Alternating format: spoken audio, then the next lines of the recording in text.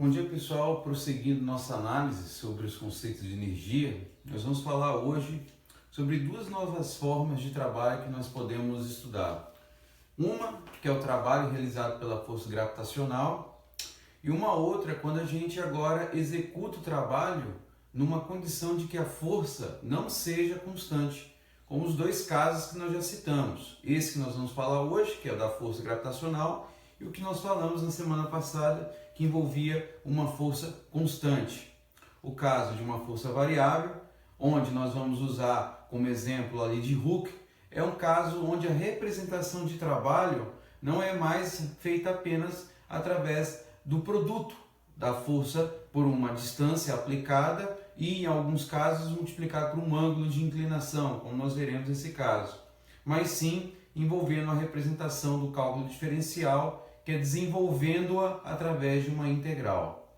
Bom, esse primeiro caso que a gente vai citar hoje, que é o trabalho realizado pela força gravitacional, nós podemos exemplificar através da seguinte situação. Imagina que eu tenho uma partícula, um objeto, que eu jogo para o ar. Pode ser uma maçã, um foguete, né? Mas nós vamos tratá-lo como uma partícula. Quando você executa a ação de jogar esse objeto para cima, ele vai acrescer a uma distância a partir de uma velocidade inicial e que sabe-se que à medida que essa distância vai tomando forma, existe uma ação de uma força gravitacional que vai retirar energia cinética desse objeto. Ou seja, no momento em que você joga ele para cima, você está com energia cinética bem elevada, vamos colocar através dessa representação geométrica aqui, vamos colocar que você está com uma energia cinética alta, e à medida que ele eleva-se, a energia cinética ela vai diminuindo. Por quê? Porque a força gravitacional ela vai extraindo, ela vai tirando energia cinética desse objeto, dessa partícula. Então vamos desenhar novamente aqui a mesma representação geométrica, porém eu vou colocar aqui com um grau um pouquinho menor em relação a esse, que está indicando que à medida que essa partícula vai ganhando altura, ela vai perdendo energia cinética e, é claro, em algum momento, momentaneamente, a velocidade dela irá se anular, ela vai ter energia cinética mínima e vai apresentar energia potencial máxima, ao ponto que depois ela vai ganhando energia cinética novamente, pelo fato de que vai ter transferência de energia da força gravitacional para o objeto no processo de queda. Diante dessa situação, nós podemos agora explicitar que o nosso trabalho, que antes era escrito da fórmula W igual a F vezes D vezes o cosseno do ângulo, vai ter uma nova relação. Ele vai ganhar aí dos novos personagens. Primeiro, como eu estou trabalhando com a ação de uma força que está associada à gravidade, essa força F ela vai ser uma composição de um objeto ou uma partícula de massa m mediante a ação da gravidade G. A distância D que ela vai percorrer continua sendo a mesma. Como eu estou jogando esse objeto para cima, ele está indo ao sentido oposto da ação da força da gravidade. A distância D permanece. E aí tem uma outra novidade. Eu vou avaliar o ângulo. Porém, esse ângulo que eu estou avaliando, ele tem relação com a ação da força gravitacional que está para baixo, em oposição à distância que está para cima. Ou seja, se eu observo esse ângulo que está associado à distância D percorrida para cima e a ação da força gravitacional para baixo, o ângulo formado aqui é um ângulo de 180 graus. Então o cosseno de φ que eu vou avaliar é o cosseno de 180 graus. Nesse contexto, o que eu tenho então é que o trabalho nessas condições realizado pela força gravitacional vai ficar escrito para a gente agora como sendo menos mg d dessa forma. Ou seja, dessa maneira, o que está acontecendo? A força gravitacional que está sendo exercida sobre o objeto está retirando, ou seja, está removendo energia cinética da partícula. Então, nesse caso aqui, ó, ocorre remoção por Fg de K da partícula. Tá? Sempre lembrando que essa partícula pode ser uma maçã, como pode ser um foguete. Mas existe o caso oposto, quando a partícula está em queda. Então, o que ocorre nesse caso é que há uma transferência agora de energia da força Fg para o objeto, no caso para a partícula. Então, no caso de queda, né, no processo de queda, é isso que ocorre. Então, essa equação, essa equação, ela representa o trabalho que a força gravitacional exerce sobre uma partícula durante o movimento de subida e durante o movimento de queda. Nós temos exemplos no mundo cotidiano onde essa equação pode ser usada. Nós vamos montar um exemplo aqui usando a ideia de um elevador em um processo de queda, conhecendo-se a massa desse elevador e a velocidade inicial dele. Vamos montar um exemplo de como isso pode ocorrer numa situação clássica. Vamos lá.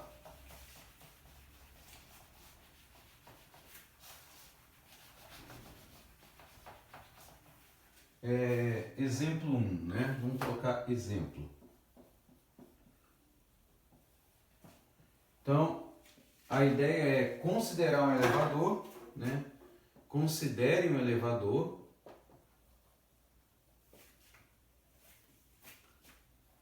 Esse elevador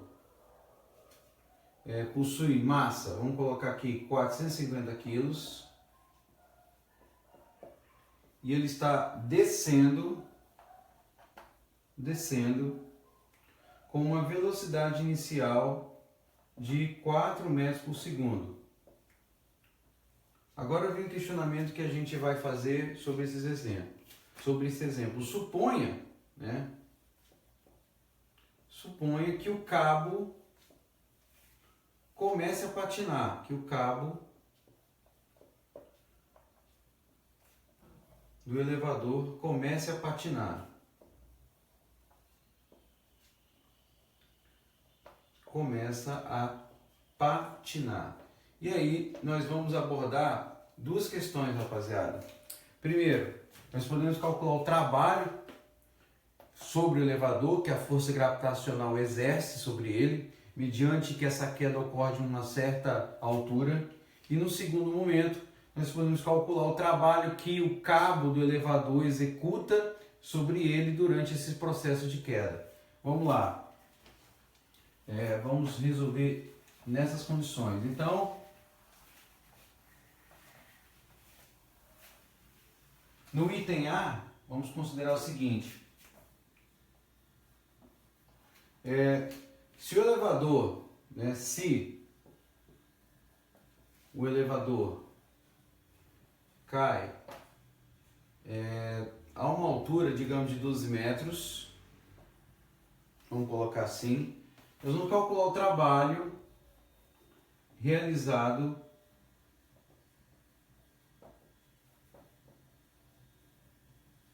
por Fg, ou seja, pela força gravitacional sobre o elevador. Sobre o elevador. É isso que nós vamos fazer. Essa que é a ideia. Então, para calcular isso daí, muitas vezes pode ser muito útil a representação de um diagrama, como nós fazíamos antes lá em exercícios que envolvem movimento estático, né? Movimento estático, que envolve estática, né? Então, o que você pode fazer? Faz um esboço desse elevador, correto? Tem um cabo, ele está caindo, ou seja, está acelerado, tem uma aceleração para baixo, aqui, tem um cabo T, e o que ele está mencionando é o trabalho que você vai executar sobre esse elevador devido à ação dessa força gravitacional que está sendo exercida sobre ele. Então tem uma força gravitacional que está aqui para baixo, e é isso que a gente vai fazer agora. Bom, vamos lá. Se eu quero calcular o trabalho, eu sei que o meu trabalho é dado matematicamente por mgd, vamos colocar aqui cosseno de φ. Por quê? Porque dependendo da orientação da partícula, esse ângulo pode ser positivo, como pode ser negativo. Bom, nesse caso aqui, o que eu tenho é que a massa é conhecida, 450 kg, a gravidade nós sabemos que é 9,8, e a distância para esse item A eu dou, que é 12. E o ângulo? O ângulo aqui não é difícil, porque como o elevador está descendo e ele desce no mesmo sentido de orientação da força gravitacional, então esse ângulo aqui, ó, é de 0 grau, ou seja, é o cosseno de zero que eu vou avaliar. Portanto, o trabalho aqui nada mais é que o produto dessa relação multiplicada por esse ângulo, que agora é o ângulo de 0 grau. E a gente sabe que o cosseno de zero, por definição, é igual a 1. Portanto, executando todos os cálculos aí,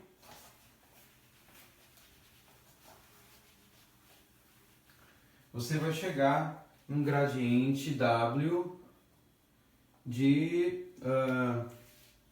torno de 59 kJ, ou seja, kJ, correto? Esse seria o resultado do item B, beleza? Do item A, perdão. No item B, vamos fazer o seguinte agora, vamos calcular qual é o trabalho,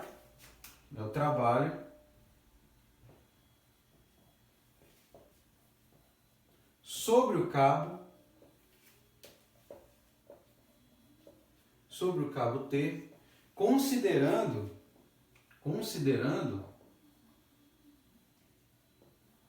que a aceleração para baixo que há, no caso, a aceleração negativa, é 1/5 da aceleração gravitacional. É isso que nós vamos calcular agora no item B. E aí, mais do que nunca, o desenho ele nos vai ser muito útil para poder representar isso de forma mais interessante, mais fácil, mais didática em termos de visualização. Qual é a ideia que está por trás disso daqui? Vamos lá. Vamos mais uma vez fazer o desenho e nesse diagrama identificar como nós vamos resolver o exercício. Então nós temos aí o elevador. Ele tem uma força devida ao cabo e uma ação devida à força gravitacional. Esse elevador está caindo. Só pela orientação vetorial, você já sabe pela fórmula, vamos representar ela aqui, W igual a mgd cosseno de φ. Só pela orientação dos vetores, você sabe que quando calcular o trabalho, o cosseno aqui vai ser o cosseno de 180 graus. Por quê? Porque a ação do cabo é oposta à ação da força gravitacional, o que é exatamente diferente do item A, quando nós estávamos considerando apenas o trabalho executado para o elevador cair. Então, como a ação da força de gravitação era a mesma no sentido de queda, então o ângulo era 0 grau. Nesse caso, como eu vou calcular o trabalho sobre o cabo, então esse ângulo aqui vai ser de 180. Mas aí é uma outra questão que a gente vai abordar antes de aplicar essa substituição, que está associada à ação da força que eu vou executar aqui. E aí eu vou usar mais uma vez a segunda lei de Newton para poder executar esse processo de maneira correta. Por que eu invoco a segunda lei de Newton? Porque eu estou associando um movimento que envolve uma massa, que é a massa do elevador, e claro, esse é um movimento acelerado. Então, pela segunda lei de Newton, nós sabemos que a força F, né, é igual a massa vezes a aceleração, e aí, em termos do que nós vamos agora executar, o processo agora fica escrito de que maneira? Eu tenho agora que a minha força F é obtida como sendo a subtração de T menos FG igual a M vezes A. Bom, FG é a força devido à ação da gravidade, então que é M vezes G. Isso aqui então é igual a M vezes A. Escrevendo então isso,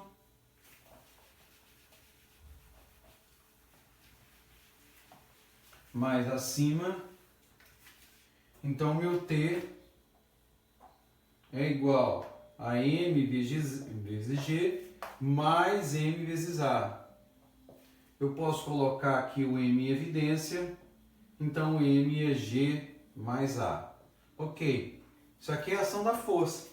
Então eu vou usar essa informação agora para calcular o trabalho. Então lembre-se, o trabalho nós tínhamos por definição clássica, que é a ação de uma força associada a um deslocamento pelo cosseno de um ângulo. Então essa força F é representada pelo T, que é a força do cabo. Então você tem M, que multiplica G mais A, vezes D, vezes o cosseno do ângulo. E agora nós podemos mencionar aquilo que eu comentei. Como a orientação é oposta do vetor em relação ao cabo e do vetor em relação à força gravitacional, eu vou trabalhar com o cosseno de 180 graus. Correto? Fazendo essa ação, montando essa ação, então eu tenho que fazer mais uma substituição. Eu vou aqui usar o meu trabalho como sendo M, abro aqui e escrevo G. Mas a aceleração, eu não tinha dito lá que ela é 1/5 da aceleração da gravidade? Então, nesse contexto, eu vou escrever agora esse cara em termos da aceleração da gravidade. Que eu tenho lá, que como ela está em queda, é da forma menos G sobre 5. Correto? Bom, que multiplica agora D e que multiplica o cosseno de 180, que eu posso escrever como sendo menos 1 agora. Bom, fazendo isso, então meu W agora vai ser igual a M. Aqui eu faço uma subtração das frações, 5 vezes 1, 5 menos 1, 4. Então dá 4/5 de G vezes D, que multiplicado por menos 1 me dá menos 1.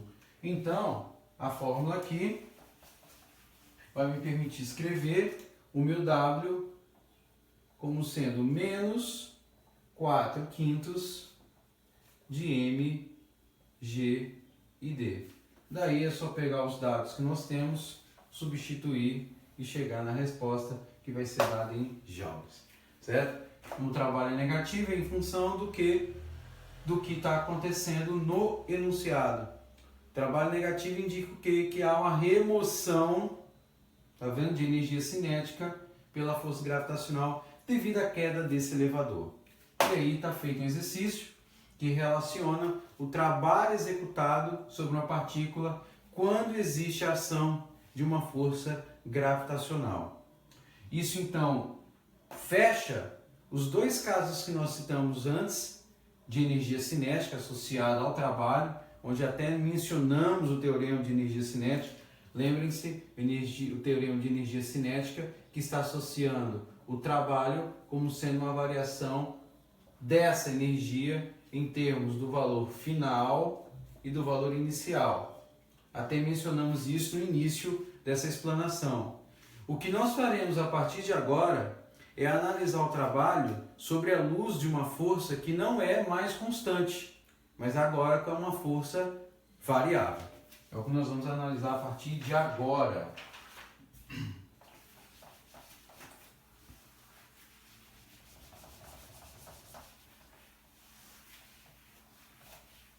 Então, trabalho realizado por uma força variável. Trabalho realizado por uma força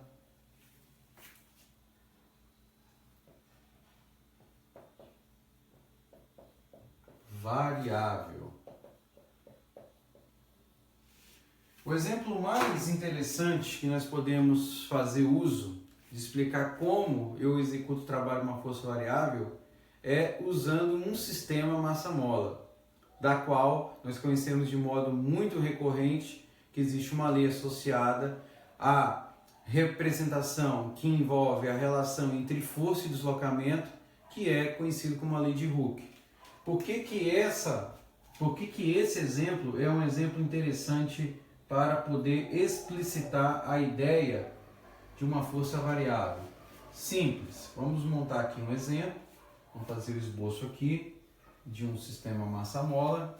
Fazer esse bloquinho aqui mais próximo ao solo.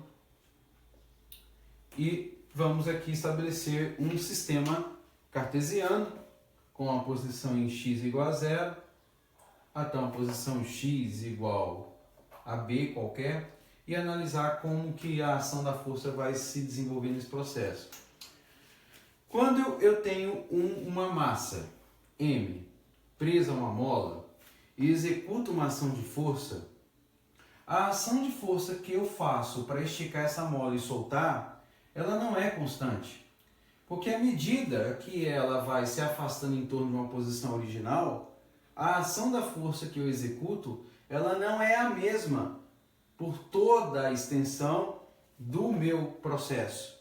O que indica que a ação do trabalho que está sendo exercido sobre esse bloco não é necessariamente a mesma. O que implica dizer que agora eu não vou trabalhar com uma força constante, mas com uma força variável. Então, como é que eu faço para calcular trabalho nessas condições?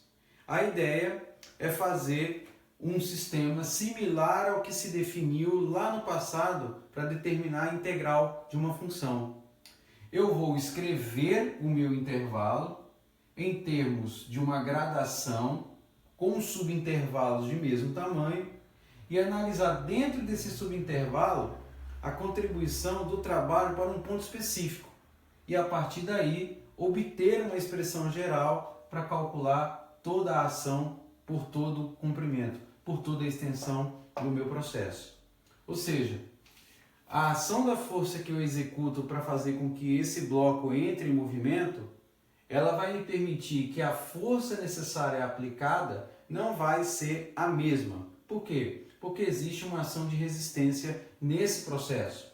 Essa ação de resistência ela vai ser calculada de forma a fazer, como eu acabei de dizer, mencionando dentro desse intervalo a ação de uma distância específica e usando recursos do cálculo diferencial para poder executá-lo. Então vamos lá, como nós procederíamos nesse caso?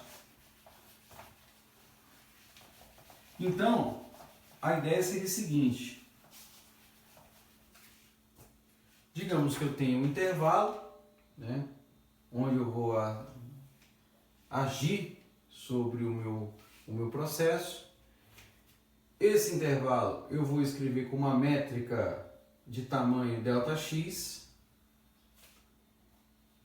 B menos A sobre N, onde N representa o número de subintervalos que eu vou mencionar. E aí, dentro de um intervalo específico, por exemplo, o intervalo xi menos 1 até um xi, eu escolho um ponto específico. Um ponto, digamos, xi asterisco. O que eu quero dizer com isso? Eu estou subdividindo esse intervalo de AB, digamos que de 0 até 1, em 10, 20, 100, 1000 subintervalos. Se eu dividir em 10 subintervalos, então o tamanho da minha métrica ΔX é de 0,1, correto? Dentro dessa métrica 0,1 tem uma posição específica, como existe uma posição para cada intervalo entre A e B, que eu vou chamar de XI.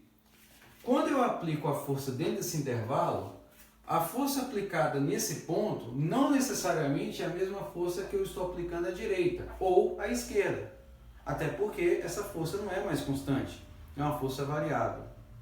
Então isso indica o seguinte, que quando eu aplico essa força,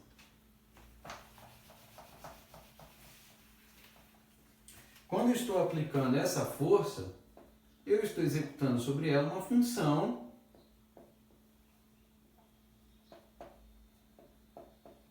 a distância, que eu estou chamando aí no meu processo de ΔX. Então tem uma distância aqui aplicada.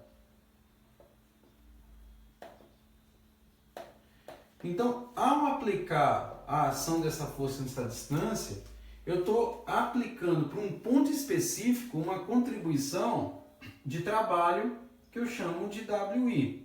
Ou seja, quando eu escrevo W subíndice I e eu digo que é aproximadamente a ação dessa força pela distância, eu estou calculando o trabalho numa posição elementar dentro desse intervalo, que pode estar aqui, que pode estar aqui, que pode estar aqui, que pode estar aqui. Ou seja, se eu somar todas as contribuições individuais de trabalho durante todo esse intervalo, o que eu vou ter nesse caso?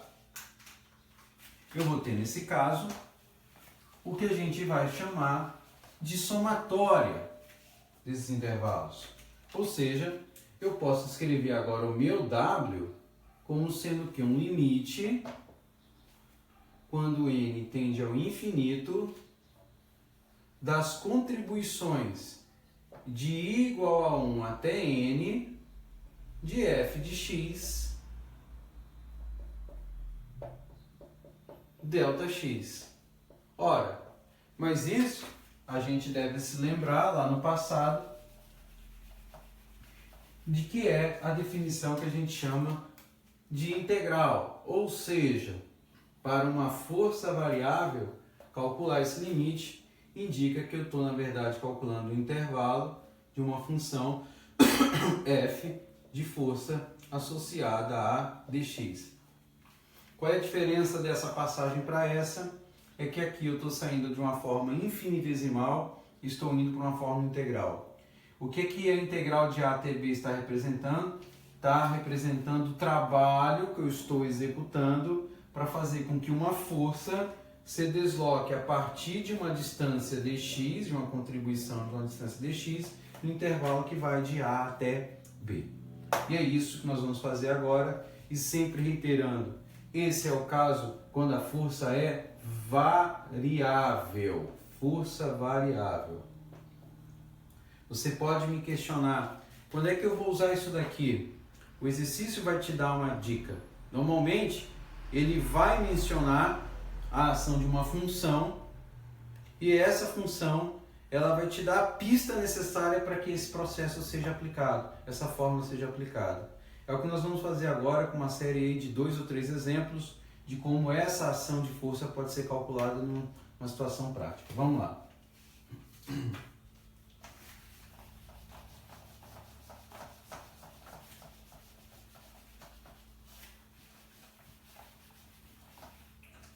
Quando uma partícula, vamos lá montar um exemplo assim, exemplo 1.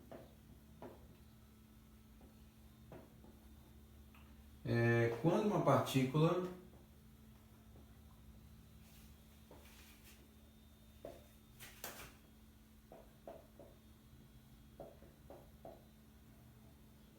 está localizada, vamos colocar aqui na distância x, está localizada a uma distância x da origem, certo? X da origem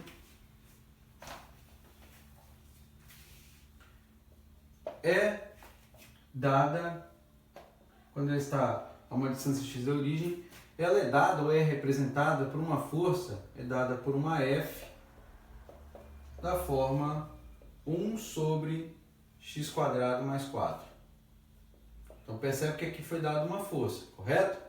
Beleza? O que eu quero aqui nesse exercício, e sempre lembrando, essa força aqui é dada em qual unidade? Newtons. Então o que eu quero é calcular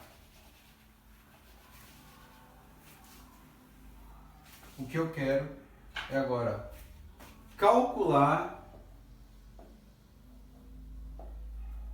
calcular W para mover essa partícula, cálculo para a partícula na distância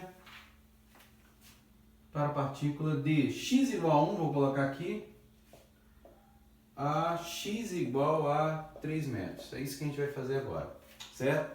Então aqui, como eu comentei, está a pista do que eu disse de quando você vai usar a representação integral. Eu já estou dando uma função que está identificando dentro dessa faixa qual é o valor que eu quero calcular para o meu trabalho, correto? Então vamos lá, vamos fazer essa continha aí para resolvermos. Então, se tivermos até curiosidade de entender como é que é a representação gráfica da ação de força, é possível gerá-la. Ou seja, essa função f, que é da forma 1 sobre x² mais 4, se você for representá-la graficamente, ela está indicando que eu, na verdade, estou trabalhando com uma ação de uma força assintótica que tem esse perfil, correto? Ou seja, ela tem um gap não, na verdade ela tem um acréscimo que gera um gap em relação à origem e vai sendo assintótica à esquerda e à direita. É só você observar que se você aplicar o limite em x quando x tende ao infinito, para essa função, assim, ó, isso que eu estou mencionando, o limite de f quando x tende ao infinito ou menos infinito, isso aqui tende a zero, correto? Mas não é isso que eu quero, isso aqui é apenas um aspecto da curva que eu estou analisando. O que eu, na verdade, quero analisar é o trabalho que ela vai executar dentro de um intervalo entre 1 e 3. Ou seja, matematicamente, o que eu quero é calcular uma integral que vai de 1 até 3 da função 1 sobre x² mais 4. É isso. Essa é a ação da força que me permite que eu calcule. E aí, para calcular essa integral, eu vou voltar para o cálculo diferencial e identificar qual tipo de técnica que seria mais utilizada para esse caso. Então, algumas que você aprendeu podem ser usadas aqui. Então, se você não souber de nenhuma, num primeiro momento, pesquise, volte para o cálculo, pegue algum livro, alguma referência e tente identificar. Ou tenta lembrar de forma cronológica o que você aprendeu. Normalmente, a técnica mais usada para você resolver uma integral dessa forma é do tipo de substituição do du. Então você chamaria u normalmente x² mais 4, escreveria o du como 2x dx. Só que aqui a gente observa que já tem um problema. Por quê? Porque embora eu gere uma constante, ele gera uma variável que não aparece aqui. Então essa formulação já não seria interessante. Existem outras formas conhecidas, como a integração por partes, do tipo UDV, como sendo a integral, da subtração de UV menos VDU, mas essa aqui também não funciona. Por quê? Porque você teria que ter duas funções aqui de famílias diferentes. Para esse caso específico, a técnica mais usada, a mais interessante, é uma conhecida como substituição trigonométrica, onde existem três casos clássicos. Esses três casos clássicos envolvem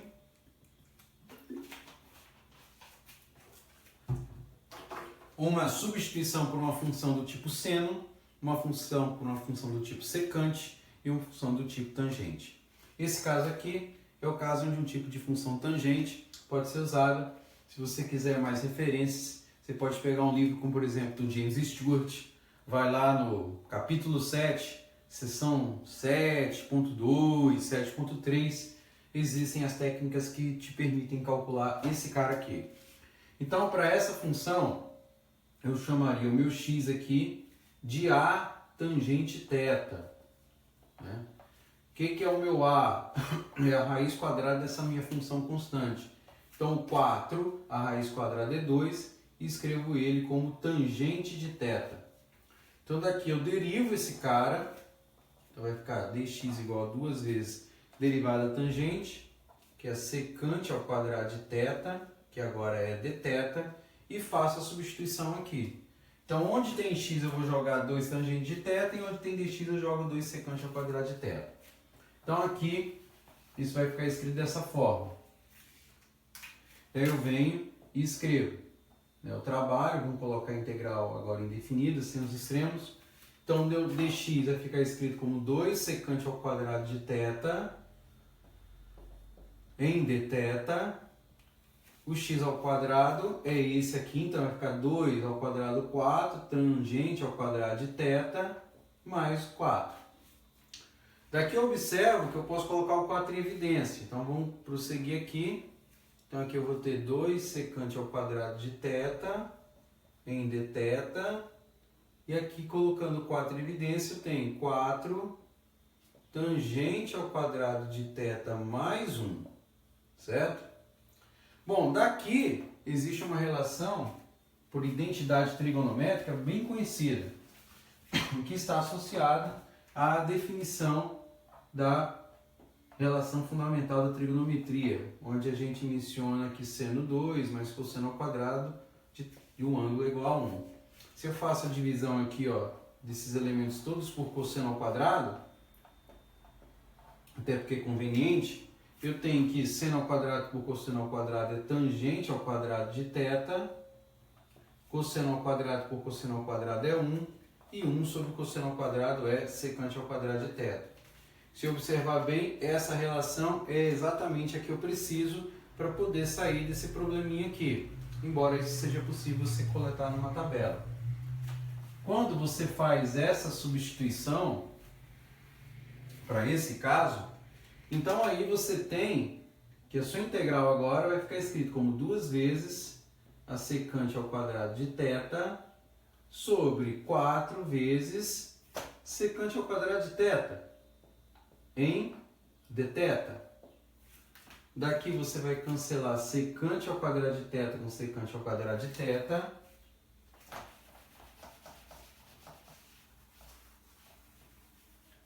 E aí você vai chegar à conclusão de que isso aqui é meio da integral de dθ. Bom, mas a integral de dθ é θ. E aí termina o exercício? Não, porque a variável original não é θ, a variável original é x. Então, retornando com o que nós tínhamos lá no início, x é igual a 2 vezes a tangente de θ, uma maneira interessante de expressar essa tangente, esse θ, é pensar no triângulo retângulo. Porque se x é igual a 2 vezes a tangente de θ, isso indica, na verdade, que a tangente de θ é x, que é o cateto oposto, sobre 2, que é o cateto adjacente. Portanto, o meu θ é, na verdade, o arco cuja tangente é x sobre 2. Então, isso pode ser expresso da seguinte forma, né? Fazendo aqui um asterisco para escrever aqui. Então, meio é um θ, onde θ é um arco cuja tangente é x sobre 2. É isso que eu estou mencionando aqui, correto? Então, fecho aqui e aí, finalmente, eu consigo proceder às substituições. Né? E aí, calculando isso, eu tenho a metade, abro aqui um colchete, que vai identificar o arco, cuja tangente é x sobre 2, então é o arco de 3 sobre 2, menos o arco tangente de 1 sobre 2. E aí, para explicitar e sem tomar cuidado, essa medida tem que ser executada em radianos, modo da calculadora em radianos, senão pode dar problema. Fazendo esses cálculos aqui, cheguei a fazer um desses cálculozinhos, não cheguei a fazer, mas aqui provavelmente vai dar em torno de 0,29, mas eu vou deixar aqui dessa forma, vocês vão tentar calcular. Mais adiante eu menciono aqui o resultado numérico desse valor. Isso é uma medida de trabalho que é dado em joules. Então é isso aí. É o primeiro dos exemplos que a gente executa com força variável. Beleza? É isso aí. Vamos montar mais um exemplo.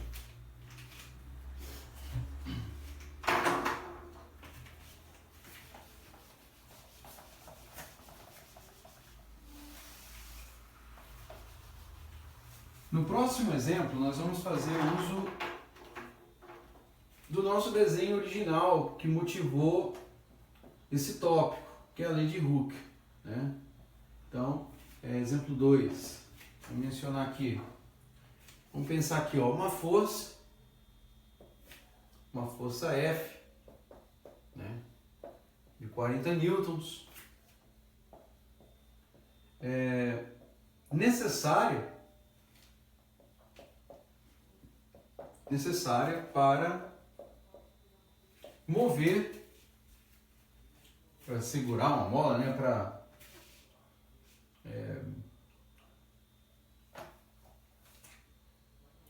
para modificar a posição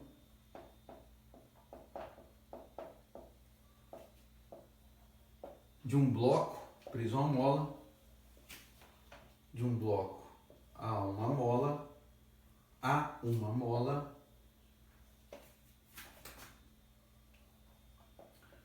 de 10 para 15 centímetros. Então, a questão aqui é calcular o trabalho, determine o trabalho para mover, né, de 15 para 18 centímetros. De 15 para 18 centímetros. Essa é a ideia. Então eu tenho uma força F, que é necessária para modificar a posição de um bloco a uma mola, preso a uma mola de 10 para 15, e daqui eu quero determinar o trabalho para mover de uma outra posição, de 15 para 18. Essa que é a ideia do exemplo que nós vamos aqui abrir. Então, o princípio aqui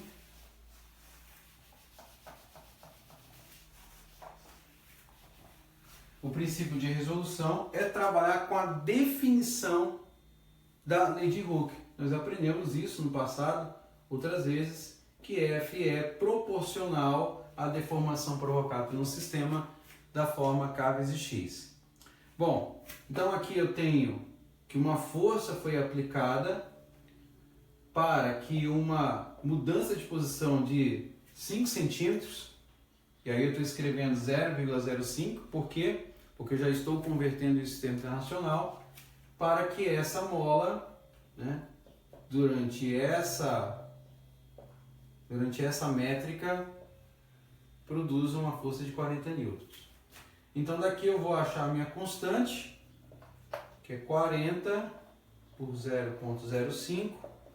Isso aqui vai dar um gradiente aí de 800 newton-metros. Beleza.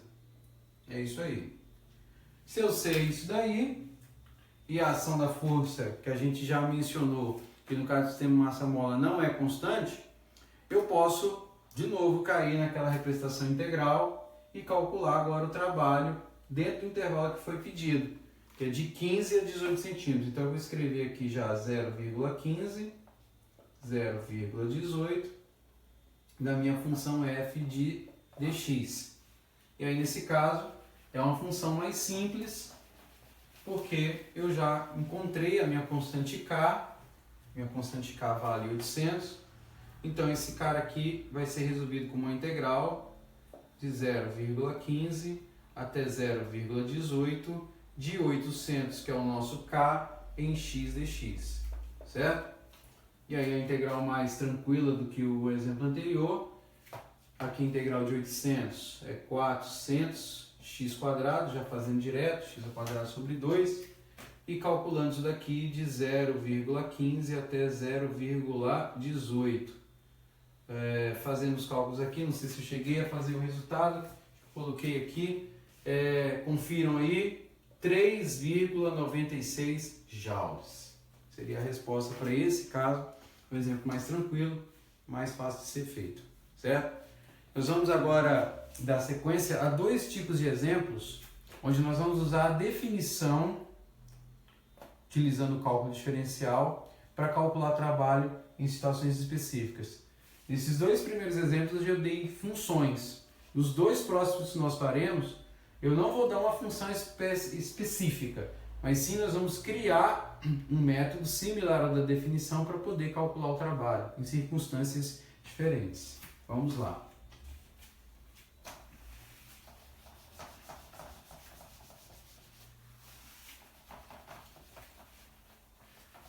seria exemplo 3 na sequência, né?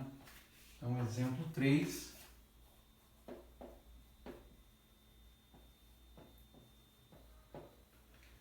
A ideia é a seguinte: um cabo de 90 quilos e 30 metros está preso, né, em um edifício. Está preso em um edifício.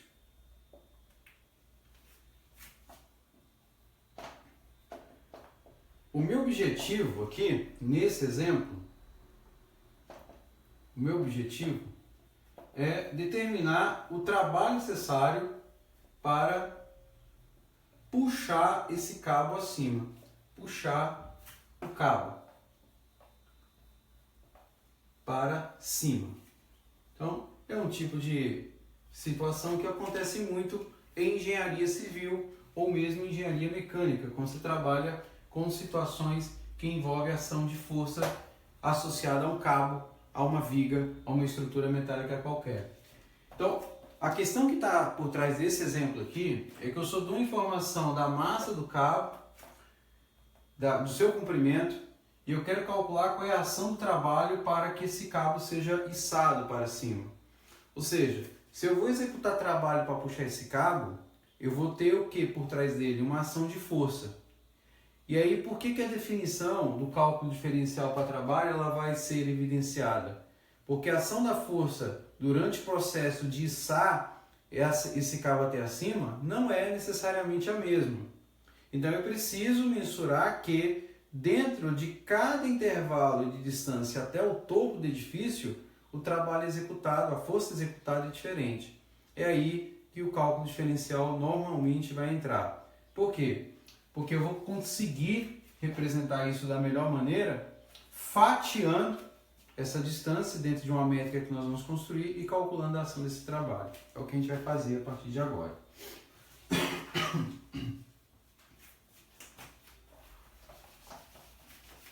Então, para que a gente possa fazer isso da melhor maneira possível, né, a gente faz como exemplo do elevador, lá para o caso constante. A gente desenha, faz um esboço, correto? Faz um esboço do que seria esse edifício.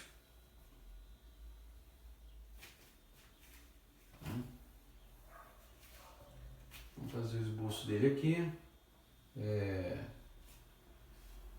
Tem um cabo que está descendo aqui. Um boneco aqui em cima que está puxando esse cabo. Claro, né? Superdimensionado. E aqui a gente vai criar uma métrica. Ou seja, nós vamos criar um intervalo que identifica através de um eixo X aqui, considerando a origem aqui no topo do edifício, da ação da força necessária para que você puxe esse cabo. Digamos por efeitos, né, de comodidade, essa métrica aqui tenha tamanho 100. O que eu quero dizer com isso? Eu quero dizer com isso que ao dividir esse intervalo em 100, eu sei que existe um tamanho, que é um comprimento fixo, ΔX, que é dado através desse intervalo, B menos A sobre N, onde N é essa métrica que eu estou executando.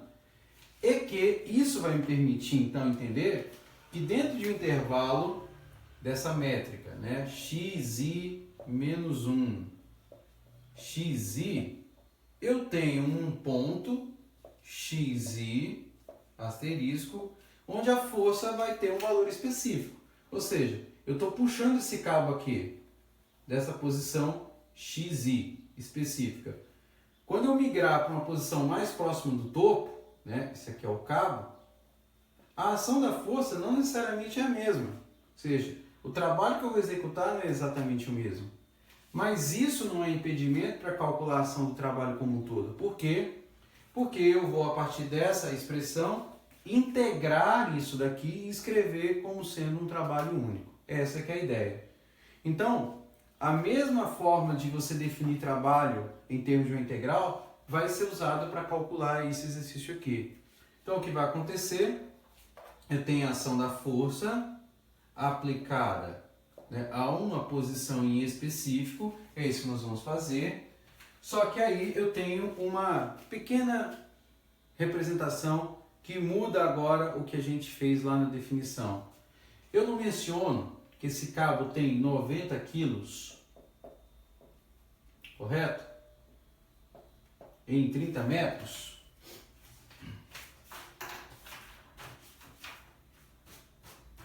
Vou pegar aqui o outro pincel, esses pincéis aqui estão muito ruins, nossa mãe. Deixa eu ver aqui.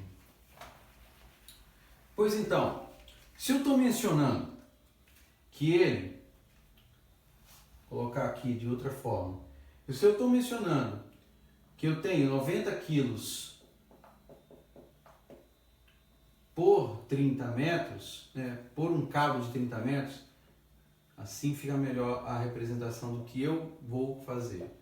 O que eu estou mencionando é que a ação da força que vai ser executada até o cabo, até o topo do edifício, indica o quê? Um gradiente de 90 quilos que eu vou elevar para uma distância de quantos metros? De 100 metros.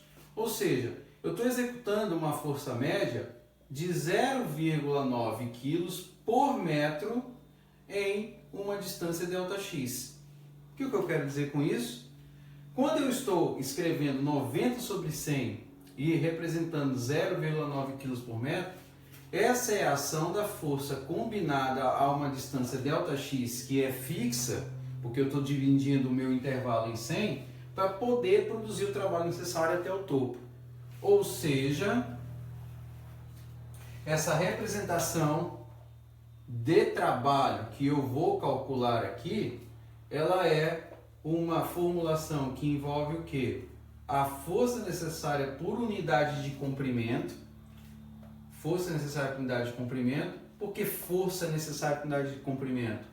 Porque eu não estou associando a força com a distância aqui, com essa distância métricazinha. Então, isso daqui associado agora ao meu x subíndice i, que é a distância que eu vou percorrer, vai me produzir o que a gente vai chamar de trabalho. Recapitulando, esse cara vai me associar à força, esse cara vai me associar à distância. Agora, por que eu estou escrevendo dessa forma? Porque, mais uma vez, esse aqui é o trabalho infinitesimal que estou executando para mover o meu cabo até ao topo. Então, escrevendo isso daqui agora da forma integral, isso agora vai me permitir que o meu trabalho, em termos matemáticos, seja escrito como uma integral de que forma? De 0 até 100, que é a métrica que eu vou construir, escrevendo isso daqui em termos de 0,9, x em termos de dx.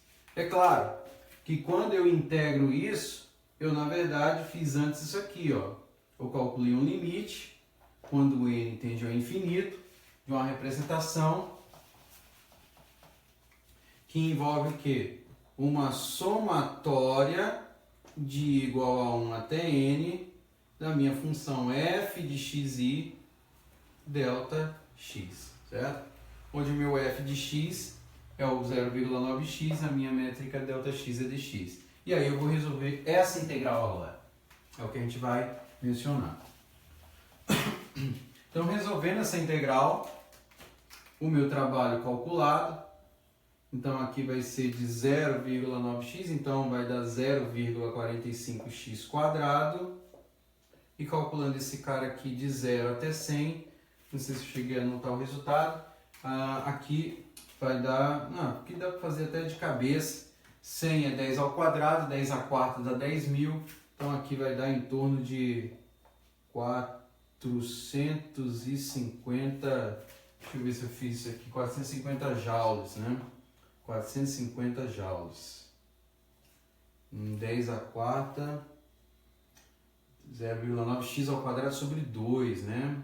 0,9, não, aqui eu já dividi, 0,9 450x ao quadrado. Então vai ficar 0,45x ao quadrado de 0 a 100. Aí vamos substituir W 0,45.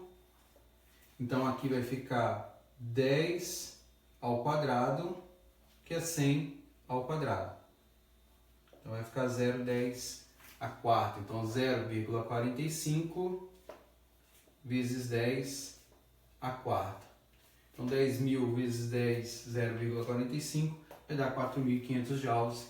Isso é a nossa resposta. Ou seja, o trabalho necessário para que você execute a ação de puxar o cabo até acima é de 0,45 10 a quarta em joule. Isso é notação científica, beleza?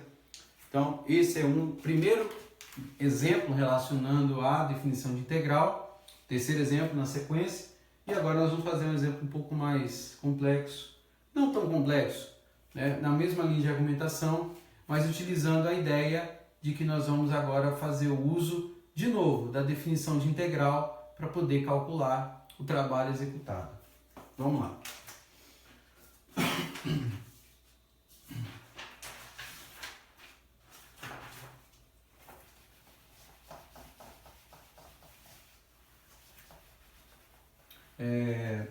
Vamos pensar agora o seguinte, exemplo 4.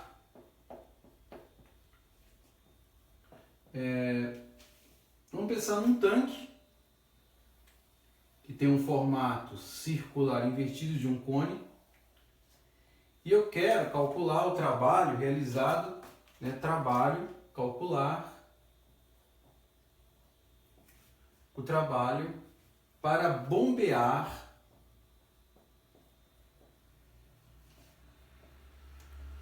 água.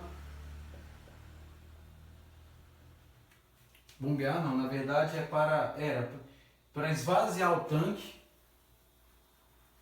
É para esvaziar o tanque, calcular o trabalho para esvaziar um tanque.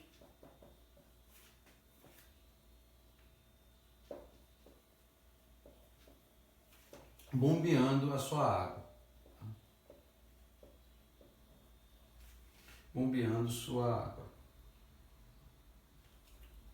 Então, claro, eu tenho que colocar algumas informações iniciais. Vamos supor que esse tanque aqui ele tem uma dimensão de 10 metros de altura, por raio de base de 4 metros. Vamos considerar que esse tanque está originalmente preenchido com água aqui até 8 metros, ou seja, em relação aqui ao topo, onde ele vai ser bombeado, tem uma distância de 2 metros. E a partir daqui eu vou tentar resolver o exercício e, claro, também vou informar aqui que a densidade da água é de cerca de 1.000 quilos por metro cúbico. Essa é a ideia. Isso nós vamos fazer aqui. Esse exercício ele vai requerer que a gente use a geometria dessa região para que a gente possa resolver da melhor maneira possível. Então, existe uma fase que envolve você conhecer a forma do volume de um cone, isso não teria problema, a gente forneceria essa equação. E existe uma fase onde eu preciso fazer uma separação de variáveis aí, porque o volume de um cone é uma função de duas variáveis, não apenas de uma variável. Então vamos lá. Primeira coisa a se fazer aqui. A gente vai criar um intervalo similar ao que a gente fez no exercício anterior. Tá? Então o intervalo aqui, nós vamos criar ele entre 2 e 10, que é o ponto onde você vai, o topo do tanque, de onde você não tem água, isso aqui está tudo preenchido com água, até a base, porque você não vai bombear daqui da profundidade da base até o ponto do nível de água, então entre 2 e 10. Daqui a mesma coisa, eu vou escolher um ponto, escolher um X subíndice I, né, asterisco, de onde você vai executar a ação do trabalho. Por quê? O que vai acontecer? À medida que você estiver bombeando água aqui, para cada nível em que você tiver sobreposto, você vai estar formando, na verdade, o quê? Por representação, um círculo de raio R, que é, claro, diferente em função da forma geométrica desse tanque, que é um cone, e que no caso você vai executar uma ação de força. Ou seja, para cada nível, e pensando nesse nível quando sendo representado por essas circunferências, você vai executar a ação de uma força, correto? Essa ação de força está relacionada ao quê? Está relacionada à posição de onde você vai executar esse trabalho. Então, o trabalho executado para puxar água desse ponto até acima é de uma natureza, para esse ponto até acima de outra natureza e assim sucessivamente. Essa é a ideia. Então, o princípio, rapaziada, vai envolver o seguinte: eu vou ter a fórmula do volume de um cone, matematicamente ser dado através dessa equação πr² vezes h. Mas que para os nossos propósitos agora vai ser escrito de outra maneira. V igual a πr² i, que é uma posição específica, vezes um h, que agora vai ser o quê? Um ΔX. Porque o nosso ΔX é essa métrica que a gente está criando, dividindo o meu intervalo, no caso de 2 a 10, em n subintervalos. Então, o que eu vou ter agora, e o que é meu desafio, é observar o seguinte: o volume está em função de duas variáveis, do raio e desse ΔX. Eu vou escrever em termos de uma única variável. Ou seja, o que é interessante nos meus propósitos aqui é escrever esse cara de tal maneira que eu consiga representar como que o volume vai ser bombeado em função do raio. Então, como é que eu vou fazer isso? Aí eu vou ter que trabalhar com a geometria da região. É o que a gente vai fazer agora. Então, para os nossos casos, para os nossos propósitos, eu vou pensar o seguinte: olha, se eu fatiar e fizer um corte transversal dessa região aqui pelo centro, o que eu vou ter formado aqui? Ó? Um triângulo retângulo com um outro triângulo retângulo sobreposto. Ou seja, eu vou usar uma técnica que lá na matemática básica se chama de semelhança de triângulos. É isso que nós vamos executar. E aí as relações que eu tenho estão associadas ao quê? A dimensão 10, 4, com a dimensão R subíndice I, e claro, com essa dimensão, vou colocar aqui para não apertar, 10 menos X subíndice I. Por que eu estou fazendo isso? Porque o raio aqui ele é variável à medida que você vai bombeando essa água. Então, fazendo essa relação, né, o que eu vou obter agora? Vamos fazer aqui.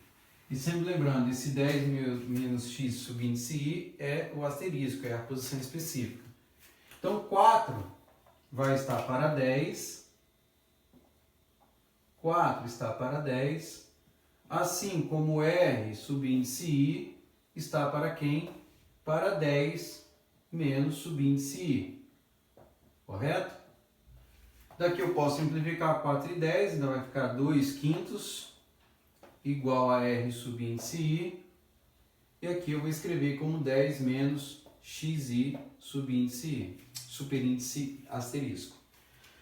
Daqui eu isolo meu ri, então ele vai ficar escrito como 2 quintos de 10 menos xi asterisco. Então aqui, ó, percebe que eu estou isolando o raio em função do resto. Tá vendo? Percebe? Então, ao fazer esse isolamento, eu volto para a equação que eu tinha, equação de volume, e escrevo ela agora nesse formato. Então, eu tenho lá que V é igual a π, né, vezes r quadrado do i vezes ΔX, e agora eu faço essa mudança. Vou escrever o meu volume, eu V subíndice i, como V subíndice i igual a π, modifico aqui, então vai ficar 2 quintos de 10, vou colocar aqui colchete, 2 quintos de 10 menos xi asterisco ao quadrado, tudo isso vai estar escrito ao quadrado, vezes ΔX. Então daqui o volume I vai ficar escrito como sendo 4/25, elevando aqui, de π 10 menos x subíndice i, asterisco, ao quadrado vezes ΔX.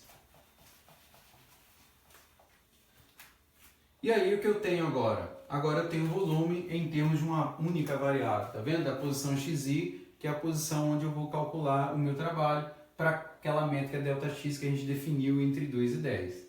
Bom, o que está faltando para que a gente prossiga o exercício? Tem o volume, foi mencionado também que a água apresenta o quê? Uma densidade. Então a gente sabe que densidade é massa sobre volume. Então daqui eu isolo meu M e escrevo ele como ρ vezes V. Ou seja, eu vou usar essa relação para poder agora aplicar essa informação que foi gerada nessa faixa que está aqui dada através dessa equação. Eu vou pegar e substituir esse cara aqui, usando a constante ρ que eu tenho. Então dali, o que vai acontecer? Vai acontecer que o meu M vai ficar escrito agora como 1000 multiplicado por esse V subíndice I. Então 1000 multiplicado por isso daqui vai me produzir um M, correto? Que é 1000 por 25, dá para fazer esse pedaço aqui, 1000 por 25 dá 40, vezes 4 dá 160, então dá 160 π, correto? 10 menos xi, isso tudo ao quadrado, vezes ΔX. Bom, eu obtive a massa. Agora, o meu problema, ele está mencionando que eu vou ter que bombear essa água, né, até o topo. Então, a força com que eu tenho que bombear a água não tem que ser maior que a ação da força da gravidade. Sempre lembrando, você está bombeando, ó, camadas de água, correto? Você está bombeando camadas de água. Então a força que você vai ter que usar para bombear tem que ser maior que a ação da força da gravidade, senão você não vai conseguir bombear essa água. Então para conseguir bombeá-la, o que eu preciso? Que a ação da força que eu vou usar aqui tem que ser da forma m vezes g. Ou seja, esse m que eu vou calcular aqui, infinitesimal, é 160 π, que multiplica 10 menos xi asterisco ao quadrado, que multiplica ΔX vezes g. Então, fazendo as contas aqui, Fi, multiplicando o g aí por aproximadamente 9,8, vai dar em torno de 1568 π, 10 menos xi asterisco ao quadrado em termos de ΔX. E aí, finalmente, eu consigo obter uma expressão infinitesimal para o meu trabalho. Por quê?